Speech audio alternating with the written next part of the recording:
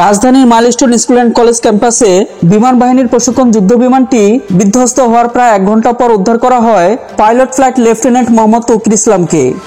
তখনও তার দেহে প্রাণ ছিল। প্যারাশুট না খোলায় পাইলট অনিয়ন্ত্রিত গতিতে মূল দুর্ঘটনাস্থলের অদূরেই পড়ে গুরুতর আহত হন। তবে ভয়াবহ আগুন থেকে সবাই শিক্ষার্থীদের উদ্ধারে ব্যস্ত থাকায় তার বিষয়টি কারো নজরে আসেনি। পাইলটকে উদ্ধারকারী ব্যক্তি ও প্রত্যক্ষদর্শীরা এই ঘটনার বিষয়ে বিশদ জানিয়েছেন। মাইলস্টোন স্কুল অ্যান্ড কলেজের জ্যেষ্ঠ মেডিকেল অ্যাসিস্ট্যান্ট মোহাম্মদ মকবুল হোসেন তাদের একজন। পাইলট তৌকির ইসলামের সন্ধান পাওয়ার পর মোহাম্মদ মকবুল হোসেনই তার প্রথম স্বাস্থ্য পরীক্ষা করেন।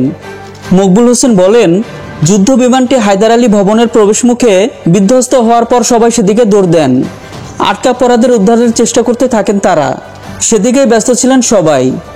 এক পর্যায়ে সেনা সদস্যরা ও ফায়ার সার্ভিসের কর্মীরা চলে আসেন। চারদিকে কান্না ও হাহাকার চলতে থাকে। মকবুল হোসেন আরও বলেন, বিমান বিধ্বস্ত হওয়ার প্রায় 1 ঘন্টা পর জুনিয়র মেডিকেল অ্যাসিস্ট্যান্ট শাহেদা দেখেন হায়দার আলী ভবনের উত্তর পাশে একটি ঝাউগাছে একটি প্যারাশুট ঝুলছে।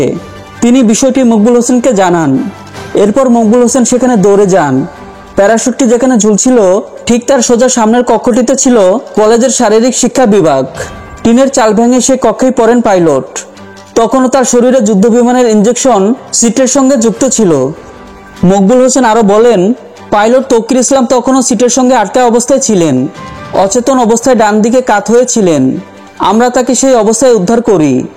সেনা সদস্যরা এসে পাইলটকে সিট থেকে বের করে কলেজের মেডিকেল অ্যাসিস্ট্যান্টের কক্ষে নিয়ে যান।